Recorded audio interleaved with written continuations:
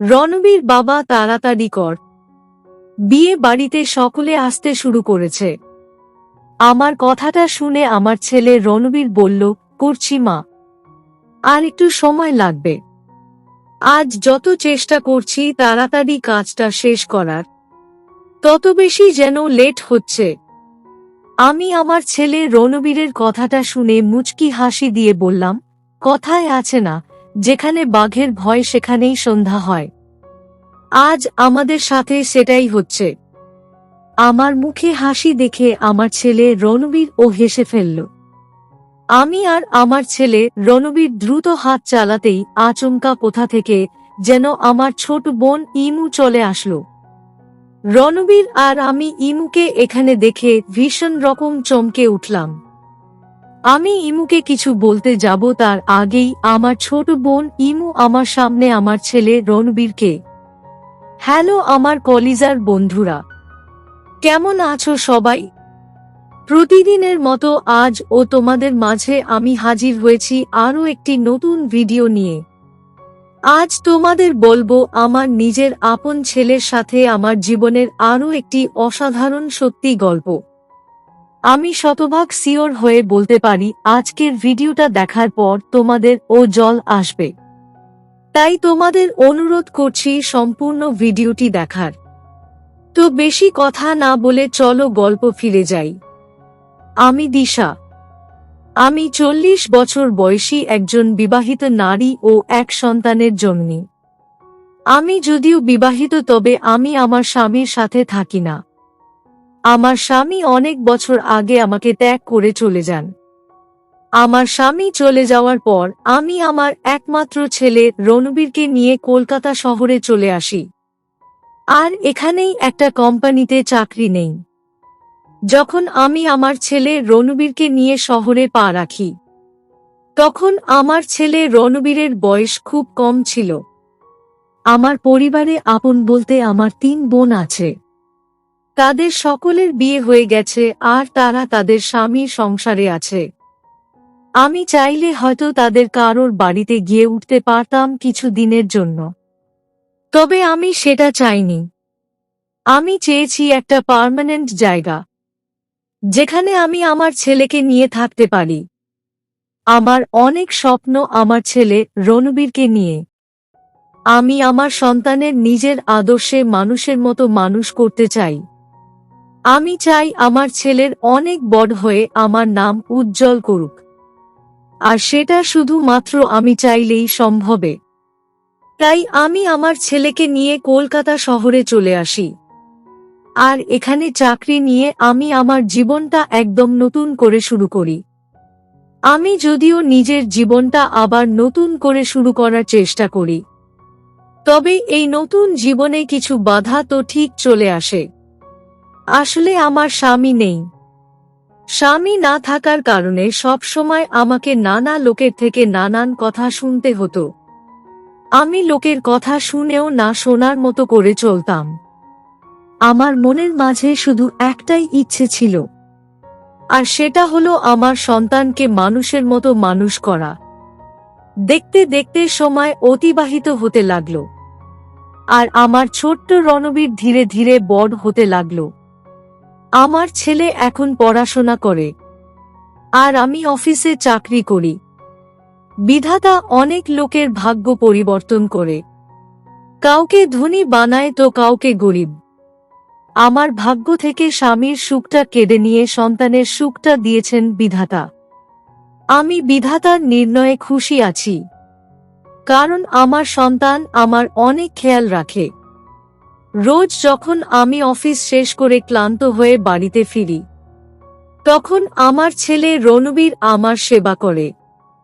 আমার ছেলে আমাকে এতটা সম্মান করে যে আমার মন থেকে সব সময় আমার ছেলের জন্য আশীর্বাদ চলে আসে। আর যেই সন্তানের মাথার উপর পিতা মাতার আশীর্বাদ থাকে, সেই সন্তান অনেক বড় হয়। আমি অনেক খুশি আমার ছেলে রণবীরের মতো সন্তান পেয়ে। যদিও আমার মনের মাঝে কোথাও না কোথাও নিজের স্বামীর জন্য একটা জায়গাটা ঠিক রয়ে গেছে, আর সেই কারণে স্বামীর অভাব আমি সব সময় অনুভব করি। আমার স্বামীর কথা মনে উঠলেই আমার জল চলে আসে। একটা মানুষের উপর ভরসা ও বিশ্বাস করে তার হাত ধরেছিলাম আমি।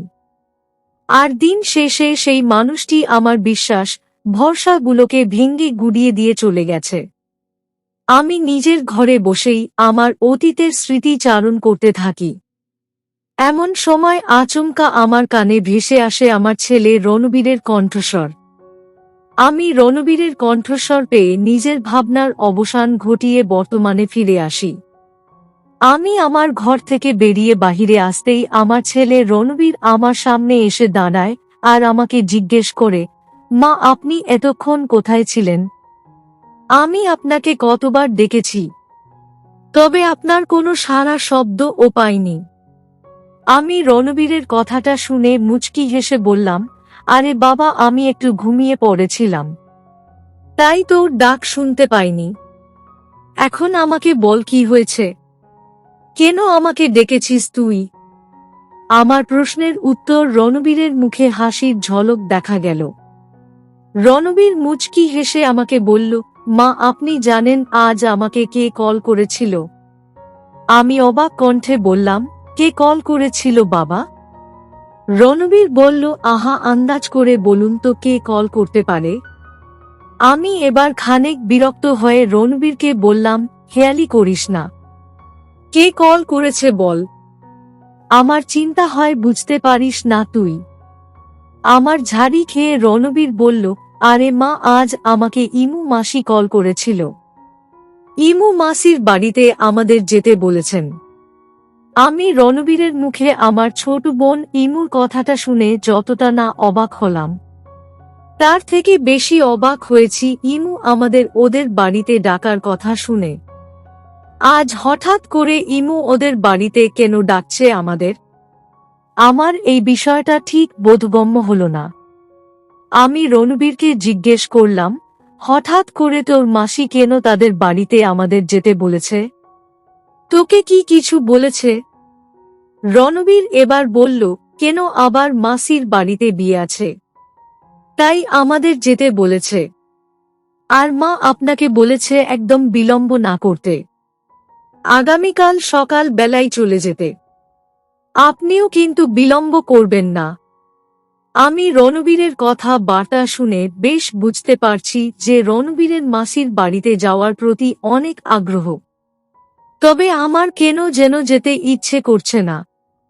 তাছাড়া আমার ছোট বোন ইমু আমাদের খোঁজ কখনোই তার প্রয়োজন ছাড়া রাখেনি, তাই আমারও ইচ্ছে করছে না তাদের ওখানে যাওয়ার।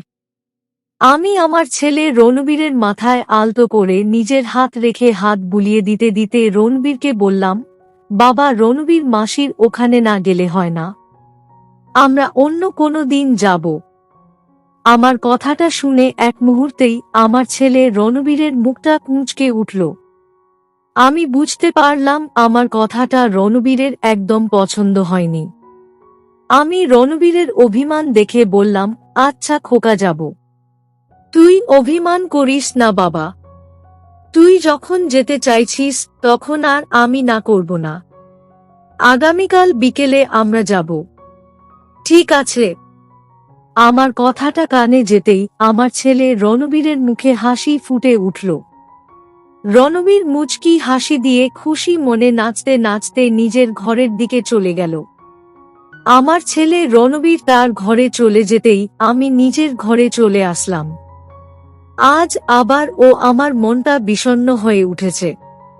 ছেলেটাকে এত বার করে বললাম না যাওয়ার কথা, তবে সে তো আমার কথাই শুনল না, বরং না যাওয়ার কথা শুনে গাল ফুলিয়ে ফেলেছে। আমার ছেলেটা একদম সরল, মনের মাঝে তেমন কোনো প্যাচ নেই তার। আমি আপন মনে আমার ছেলে রণবীরের কথা ভাবতেই আমার জল চলে আসলো। এই সমাজে এত ভালো হয়ে তো কোনো লাভ নেই। এই সমাজ সব সময় অপেক্ষা করতে থাকে সুযোগের। নিজের লাভ ছাড়া এই সমাজের লোকেরা কখনোই অন্যের কথা চিন্তা করে না। এই সহজ কথাটা আমি কখনোই আমার ছেলে রণবীরকে বোঝাতে পারি না। আমি নিজের মাথা থেকে সবকিছু ঝেড়ে ফেলে দিয়ে জামা কাপড় গোছানো শুরু করি। আমি আমার ছোট বোনের বাড়ি যাওয়ার জন্য জামা কাপড় গোছাতে নিতেই আচমকা আমার ঘরে রণবীর চলে আসলো। রণবীর আমার ঘরে এসে আমাকে কাপড় গোছাতে দেখে বলল, মা, আমি কি আপনার সাথে কাপড় গুছিয়ে দিব? আমি রণবীরের কথা শুনে হ্যাঁ সূচক মাথা নাড়লাম। রণবীর আমার হ্যাঁ সূচক মাথা নাড়া দেখে আমার পাশে এসে বসল আর কাপড় গোছাতে লাগল। আমিও কাপড় গুছিয়ে নিচ্ছি। কাপড় গোছাতে গিয়ে আমি লক্ষ্য করলাম আমার ছেলে রণবীর বার করে আমার দিকেই কেমন যেন ভাবে তাকাচ্ছে। আমি বিষয়টা ঠিক বুঝতে পারছি না। আমি রণবীরের দিকে তাকিয়ে বললাম, বাবা, তুই কি আমাকে কিছু বলবি? না মানে বারবার আমার দিকে তাকাচ্ছিস দেখে জিজ্ঞেস করলাম। আমার কথাটা শেষ হতেই আমার ছেলে রণবীর আমাকে অবাক করে দিয়ে বলল, মা, আসলে আগামীকাল তো আমরা বিয়ে বাড়িতে যাচ্ছি। আপনি তো সব সময় লোকের কাজে তাদের সাহায্য করেন। আমিও এবার আপনার সাথে কাজ করব, আপনার সাহায্য করব। আমি রণবীরের কথাটা শুনে নিজের হাসিকে আর চাপিয়ে রাখতে পারলাম না। আমি রণবীরের গাল ধরে আলতো করে টান দিয়ে বললাম, পাগল ছেলে আমার, অবশ্যই তুই আমাকে সাহায্য করবি, আর সেই সাথে অনেক মজাও করতে হবে। আমার কথাগুলো শোনার পর আমার ছেলে রণবীরের চোখে মুখে হাসির ঝলক দেখা দিল। এই খুশিটা কোনো ভাষায় প্রকাশ করা সম্ভব নয়। আমি আর আমার ছেলে রণবীর একসাথে বসে কাপড় গুছিয়ে নিচ্ছি আর গল্প করছি। আমার গল্প করতে অনেক ভালো লাগে। তাছাড়া কথা বললে কখন যে সময় কেটে যায় তা বলা মুশকিল। আমি আর রণবীর অনেক সময় ধরে গল্প করে সময় কাটালাম। অতঃপর আমরা যে যার মতো চলে গেলাম ঘুমাতে। পরদিন সকাল বেলা আমি আর রণবীর দ্রুত তৈরি হয়ে নিলাম। যদিও আমার প্ল্যান ছিল বিকেলে যাব, তবে বাড়িতে থেকেই আমি অফিসে বসের থেকে ছুটি নিয়ে নিয়েছি, তাই আর বিলম্ব করতে হয়নি বিকেল অবধি। আমি আর রণবীর তৈরি হয়ে সোজা বাসে করে চলে আসলাম আমার ছোট বোন ইমুর বাড়িতে। আমি আমার ছোট বোন আমুর বাড়িতে পা রাখতেই আমার বাকি বোনেরা আমাকে দেখে আমার দিকে দৌড়ে ছুটে চলে আসলো। আমি সকলের সাথে কথা বলতে লাগলাম। আজ অনেক দিন পর সকলের সাথে দেখা হয়েছে আমার। মনের মাঝে অনেক কথা জমে আছে। আজ সেসব কথা সকলকে বলতে হবে। আমি আপন মনে কথা বলছি। কথা বলার ফাঁকে আচমকা আমি লক্ষ্য করলাম আমার ছেলে রণবীর আমার পাশে নেই। সে চলে গেছে আমার ছোট বোন ইমুর সাথে। ইমুর সাথে গেছে বলে আমার আর চিন্তা লাগলো না। আমি আমার বাকি বোনদের সাথে কথা বলে নিয়ে বিয়ে বাড়িটা ঘুরে ঘুরে দেখছিলাম।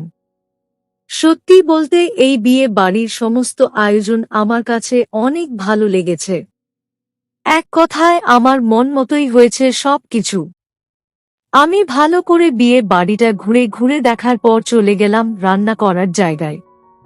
রান্না ঠিক হচ্ছে কিনা সেটা ও তো দেখা লাগবে নাকি। আমি রান্নাঘরে আসতেই দেখতে পেলাম রান্নাঘরে একজন বয়স্ক মহিলা রান্না করছে। ঠিক মতো রান্না ও করতে পারছেন না তিনি। বিষয়টা আমার কাছে খারাপ লাগলো। আমি আর অপেক্ষা না করে চলে গেলাম রান্নার কাজে তাকে সাহায্য করার জন্য। আমি রান্নাঘরে বসে রান্না করছি, এমন সময় রণবীর ও রান্নাঘরে চলে আসলো আর আমার সাথে রান্নাঘরে বসে কাজ করতে লাগলো। আমিও আমার ছেলেকে নিয়ে বেশ ভালোই কাজ করছিলাম। রণবীর মোটামুটি রান্না করতে জানে। আমি আর রণবীর সকল রান্নার কাজ করছিলাম আর গল্প করছিলাম। ছেলের সাথে কাজ করতে আমার বেশ লাগছিল। কথায় কথায় অনেক সময় হয়ে গেল। আমি রণবীরকে বললাম, রণবীর বাবা, তাড়াতাড়ি কর, বিয়ে বাড়িতে সকলে আসতে শুরু করেছে। আমার কথাটা শুনে আমার ছেলে রণবীর বলল, করছি মা, আর একটু সময় লাগবে। আজ যত চেষ্টা করছি তাড়াতাড়ি কাজটা শেষ করার, তত বেশি যেন লেট হচ্ছে। আমি আমার ছেলে রণবীরের কথাটা শুনে মুচকি হাসি দিয়ে বললাম, কথায় আছে না, যেখানে বাঘের ভয় সেখানেই সন্ধ্যা হয়। আজ আমাদের সাথে সেটাই হচ্ছে। আমার মুখে হাসি দেখে আমার ছেলে রণবীর ও হেসে ফেলল। আমি আর আমার ছেলে রণবীর দ্রুত হাত চালাতেই আচমকা কোথা থেকে যেন আমার ছোট বোন ইমু চলে আসলো। রণবীর আর আমি ইমুকে এখানে দেখে ভীষণ রকম চমকে উঠলাম। আমি ইমুকে কিছু বলতে যাব তার আগেই আমার ছোট বোন ইমু আমার সামনে আমার ছেলে রণবীরকে বলতে লাগলো, মা, ছেলে রান্নাঘরে বসে গল্প করছিস তোরা? কেন রে, আমার বুঝি ইচ্ছে করে না গল্প করতে?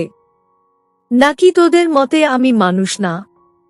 আমি আমার ছোট বোন ইমুর কথা বার্তা শুনে ভীষণ রকম অবাক হয়ে গেলাম। ইমু হঠাৎ করে এমন করে কথা বলছে কেন? আমি ইমুকে জিজ্ঞেস করলাম, কিরে ইমু, এমন ভাবে কথা বলছিস কেন? আমি আর রণবীর তো রান্নার কাজ করছি, এখানে গল্প করার কথা কেন আসলো?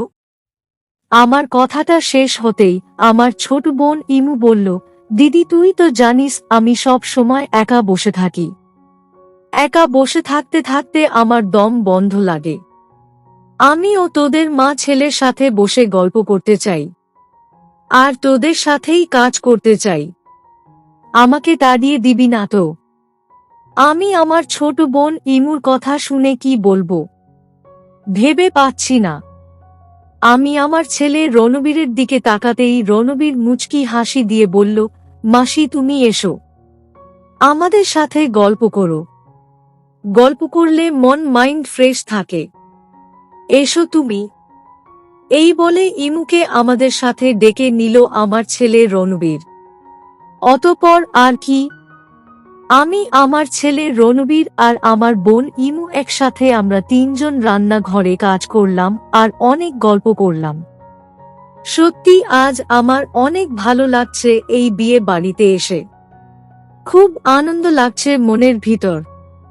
আজ আমি সত্যি মনের ভিতর থেকে অনেক খুশি।